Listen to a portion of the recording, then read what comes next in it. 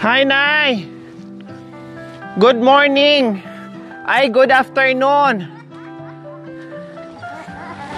Saan ang punta nila mga kabayan? Kami paakyat. Papunta doon sa kanila, sila naman pababa. Saan po kayo pupunta? Bakit bababa po kayo?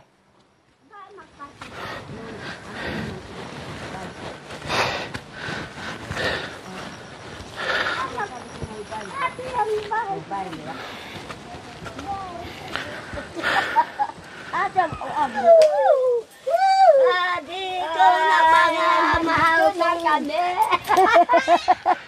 Ang gugulo nitong mga ano na to. Ang gugulo nitong mga batang ito. Ha? Masaya. Kaya pala ang gugulo nyo kasi masaya ka nang dumating ako ulit. Oo. O muntik na kayong hindi ko madatnan kasi... Wala ka.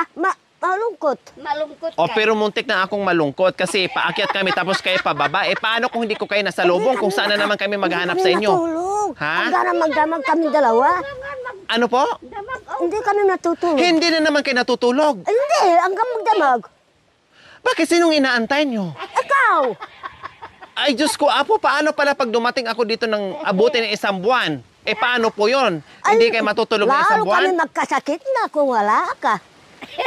Ay Diyos ko, Apo, hindi na naman po sila daw natulog, mga kabayan. Lalo kung tag-ulan na. Lalo nang malungkot. Saan kayo pupunta? Umuulan, pabugsod-bugsod yung ulan, mahangin. Mamaya liparin kayo sa hangin. Aw, bay. Oo. Ha? Talagang nakita ko kayo dyan. Parang buwan ng maliwanag na. Habang nasa baba kami, nakita nyo kami. Oo. Na parang maliwanag na. na buwan. Oo. Malaking buwan. Oo. Full moon. Oo. Nakakadurog naman ang puso si Nanay Marisa. Nakita lang daw niya kami mga kabayan para daw ang buwan na malaking buwan na liwanag na nakita niya kami. O tara, doon muna tayo sa inyo. Tara. Halibay. Ay, dito tayo. Akala ko may lakad na naman kayong dalawa. Hindi. Tingnan nyo, umuulan. Pabusod-bugsod po yung ulan. Parang mayroon parang may bagyo na naman. Ay hindi parang, talagang may bagyo po. Aray. Jay, Diyos ko. Ay, wag mo ako. Yung kalililango.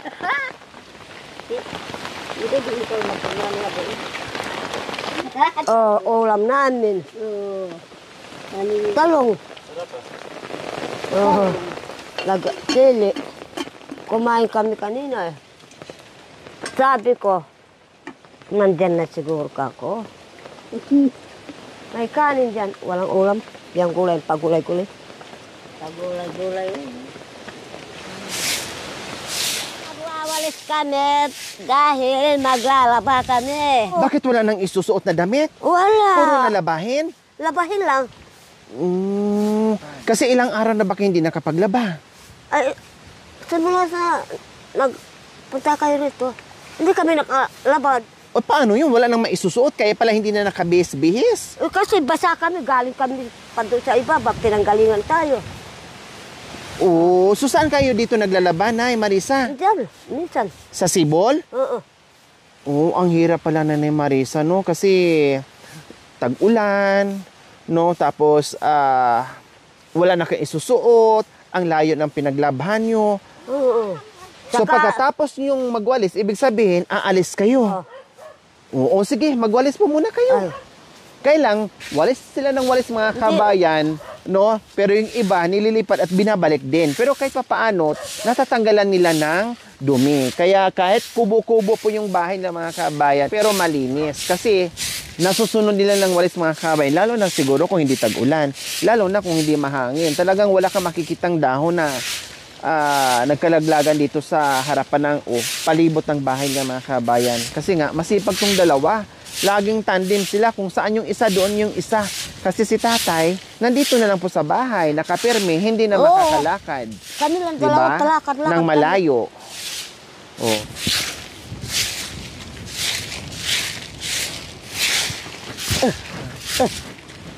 Ito para makalabana. Kung wala kayo, hindi namin kayang iiwan nyo kami. Hindi namin kaya mag-isa kami. Dahil malungkot na, baka umiyak na kami. Kung wala na kayo, doon kami sa bangin. Oo. Ano gagawin niyo po sa bangin? Ay, maligo. Ah. Doon sa... Opo, sa baba. Pinakababa, sa Aray, ilog. paakyat pa. Opo. Ay, sus. Sige, tapusin niyo po muna. Dahil sasamahan po namin kayo maglaba, ha? So, ayan po mga kabayan, no? Kasi sabi ko sa kanila, ay maligo na lang sila dahil nabasa sila mga kabayan. Pumunta doon sa ibaba, nasa lubong namin kanina. Tapos nagwalis, nabasa na sila sa ulan. Lalo magkakasakit sila mga kabayan. No? Tapos maglalaba daw sila ng konti para hindi sila matambakan. Dahil mahirap, sabi pa nga ni nanay kanina, tuwing ligo daw nila, no, nilalaban kaagad nila yung kanilang mga damit na sinuot para hindi sila matambakan ng damit po mga kabayan. Kaya lang, siyempre, umulan kasi, no, at bumagyo na ilang linggo. Kaya ngayon, ay natambakan sila ng mga labahin nila. So, magbawas lang sila mga kabayan kasi mahirap din maglaban ng marami ngayon dahil tag-ulan nga po. Oh.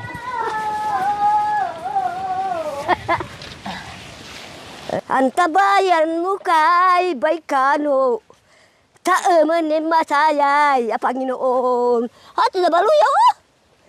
Yahoo! Era ako do.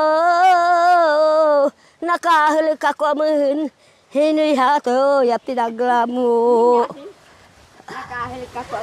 Nakapag kaluguran kita mo yabay na. Aw yabay kano. Munta kay ha kasapaan. Ay, ito kayo na. Opo, sige po. Ano po yan? Basta dito ka. Basta dito, picture. Ay, picture daw ka. Picture. Picture daw kami dito. Akala ko anong gagawin ko. Ayan. Diyos ko, akala ko anong gagawin ko. Akala ko mamimitas kami. Yung pala magpipicture lang kaming dalawa. Nakakita na ng magandang bulaklak. Yan ay katutubo. Katutubo na ay ta.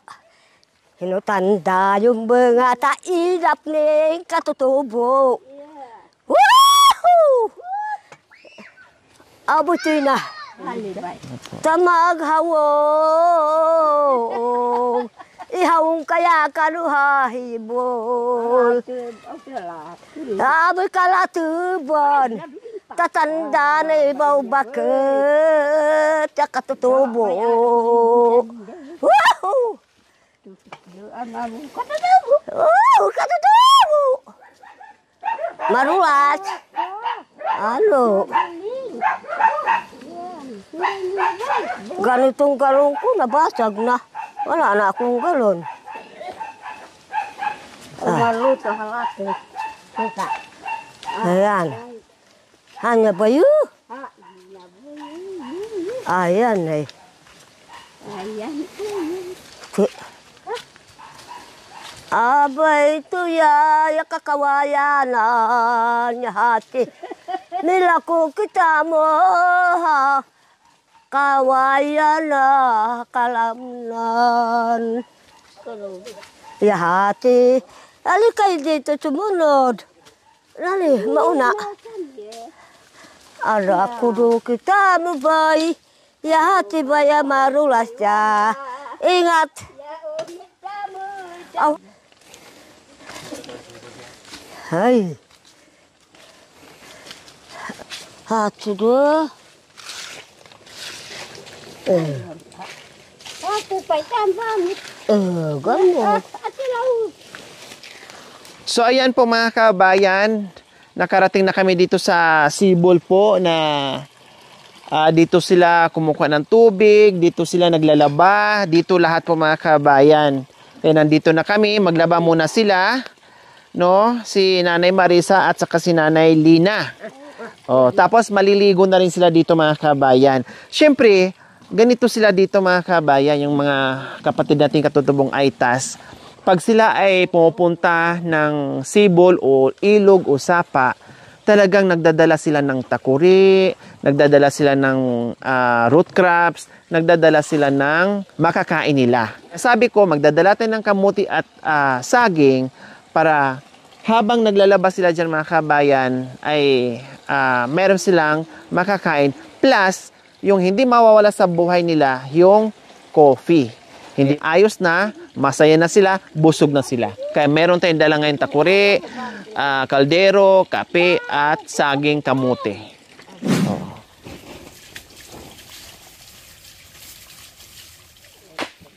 So, ayan po mga kabayan, pag naglalabas sila, no, nakikita natin kung anong ginagawa nila dito mga kabayan.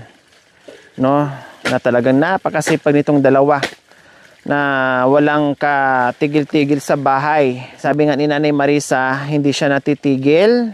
Gusto niya kumilos ng kumilos para exercise na hindi siya manghihina.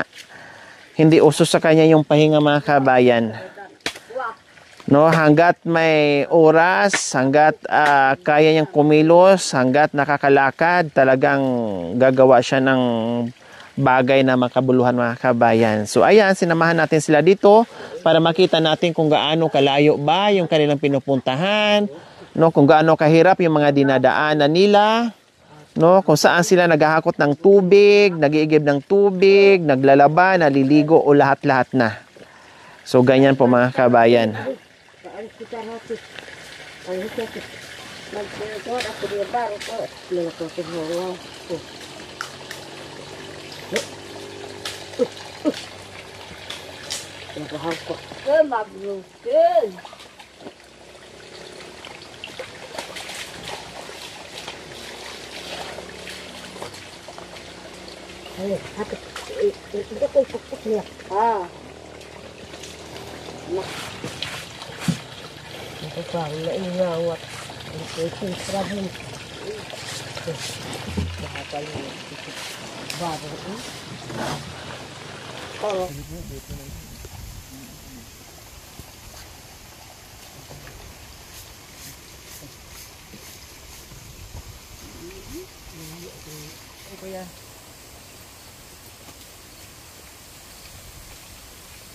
Dito niyo po ito na mamaya magkain.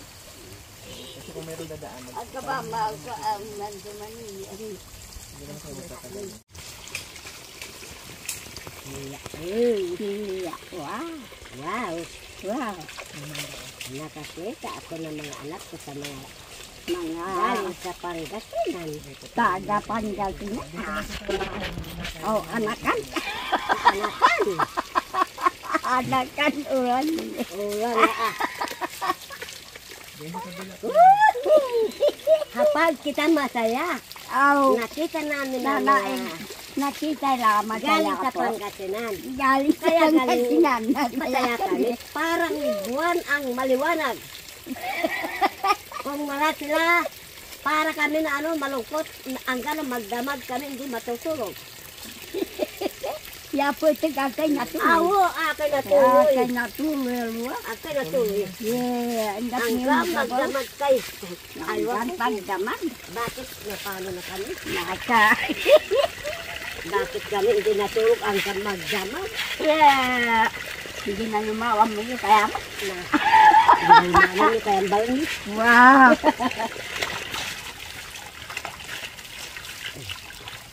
Ate sa mara sa lay.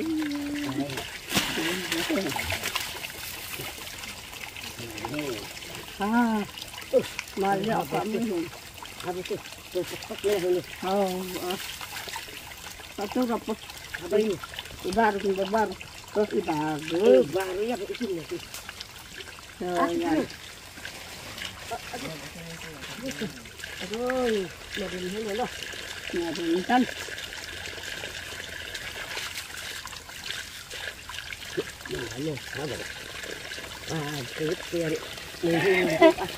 Magsugot ako na magsugot. Magsugot. Nag-ete enam dito eh. Magsugot enam oras. Ano oras magsugot na. Bay. Ano Wah, sabay kami kakagamit.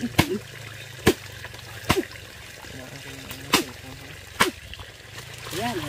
Yan. Yan.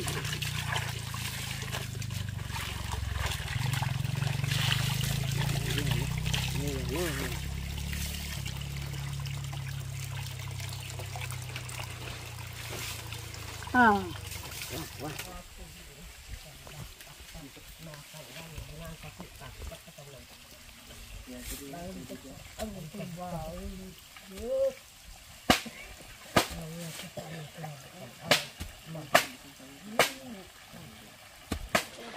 So ayan po mga kabayan, tapos sila maglaba.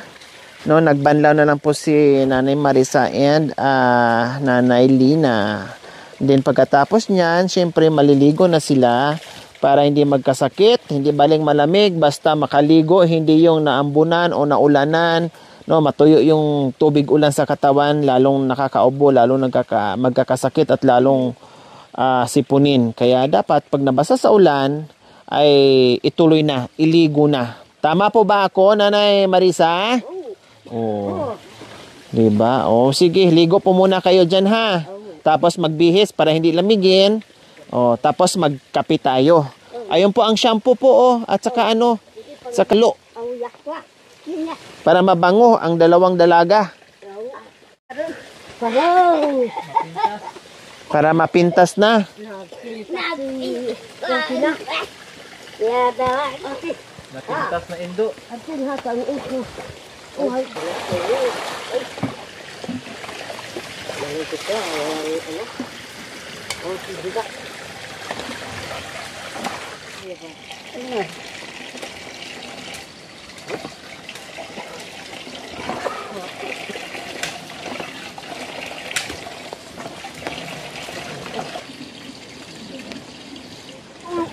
Oh, sa inyo. Sa katawan. Sa buhok ito. Yan. Shampoo. Katawan yan sabon na bango. Yan.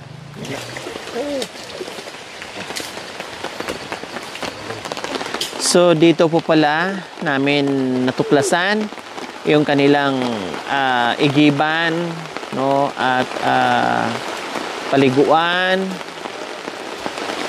labahan dito po mga kabayan sa ilalim ng mga punong kawayan. Medyo may kalayuan po mga kabayan, no? Mahirap po yung daanan sa edad po nila mga kabayan. Kami nga po na medyo bata pa ay nahirapan. Pero para sa kanila, tingin natin parang kayang-kaya, walang problema, walang pagod, no? Yakang-yaka po nila mga kabayan.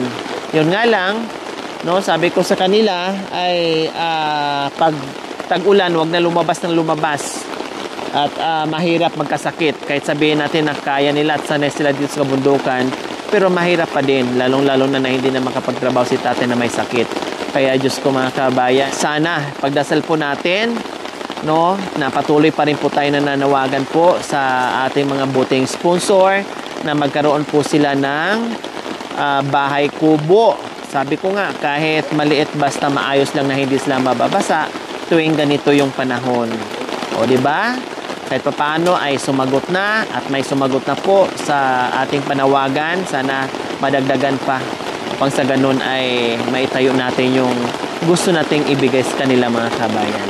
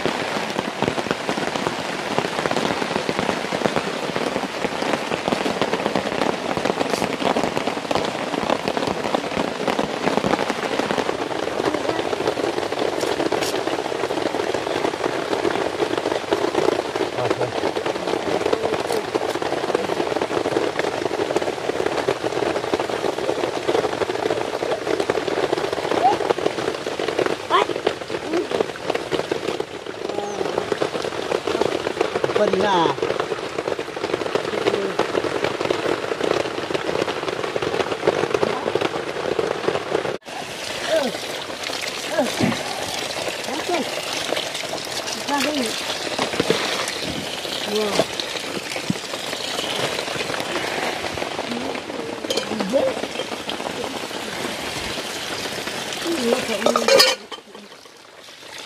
So ayan po mga kabayan, maglaga tayo ng saging.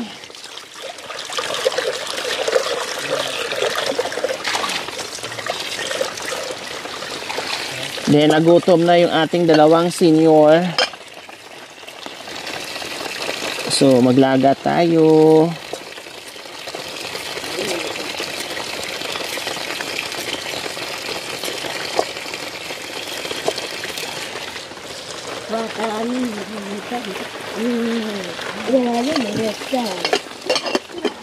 So ayan po mga kabayan, salang na po natin yung ating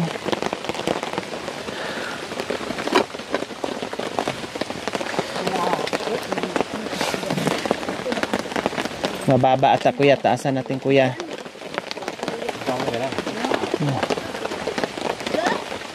Ito, tukod mo kuya, ganyan, pwede naman. Tukod nyo.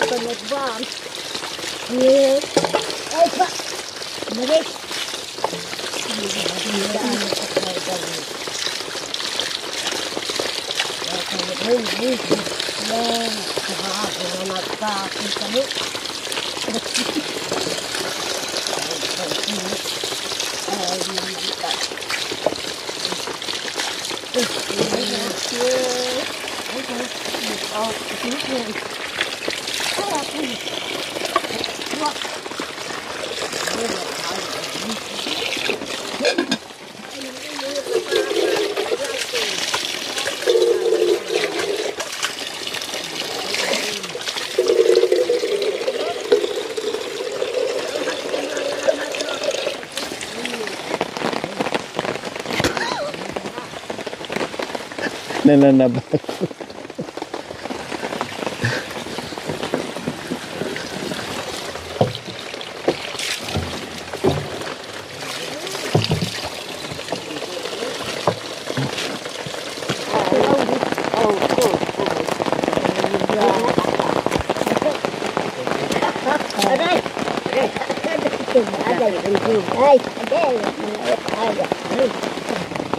Ngayak. Aka, tama na ba ako? Rita, hindi ako ito. Hindi niya rin. Kaya. Hindi, ang bukbuk ka na doon. Ayun, bukbuk. Nanti, ang bukbuk. Ako.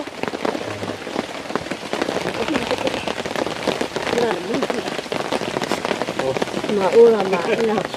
Bakit? Malamig. Ito yung muli mo ha. Ipakaw na api. Eh?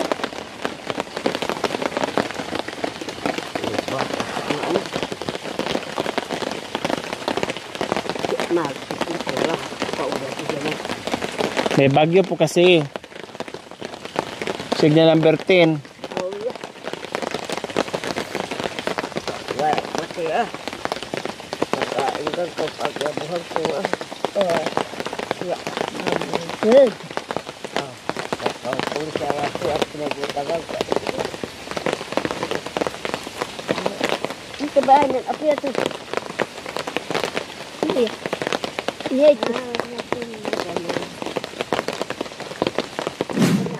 Ilagay dito. Tapos. So ayan mga kabayan, luto na yung aming kamuti at yung ating saging. Saging at kamuti na ka. Ibuhos ko. Opo. Yan. Yan. Dalin mo. Itong gawa namin mga anak. Nagbabaong kami saging, kape. Ganyan ang katutubo ang aita. Ang katutubo ng mga ito. yan ang ginagawa namin sa mga anak namin. Ganyan. Baon ng kamote. Saka nagkakape kami muna para mabusog kami mga aita. Kasama ko yung mga anak galing sa Pangasinan. Ibus ko dito. Di ang kukunin tao. Oo. May sapay nga baso. Pasobra. Ay. Anak. Napasobra pa to ha.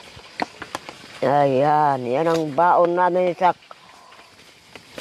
sapa na kamote, saging. Yung kasama mga anak. Mga anak. Wala kayo. Mga karbaba na ito. Kaya naibuos ka. Iyan ang adoy.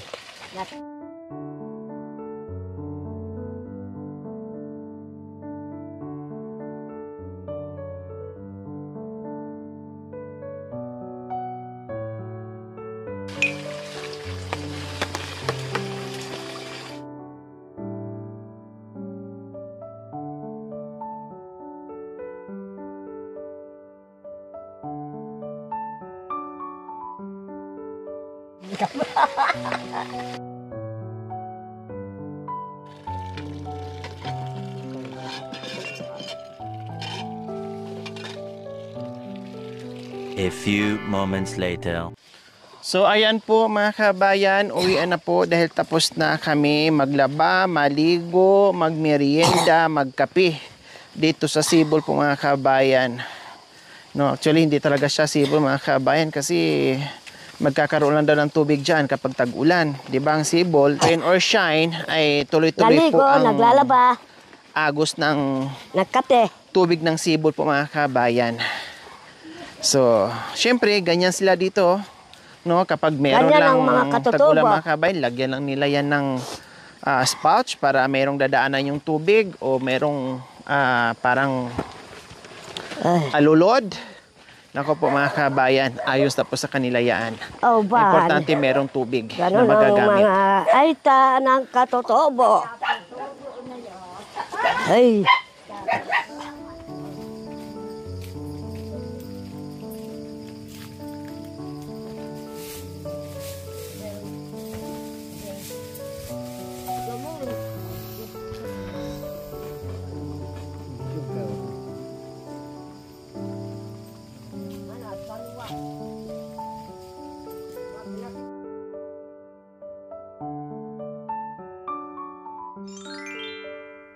Thank you for watching. Don't forget to like, share, and subscribe.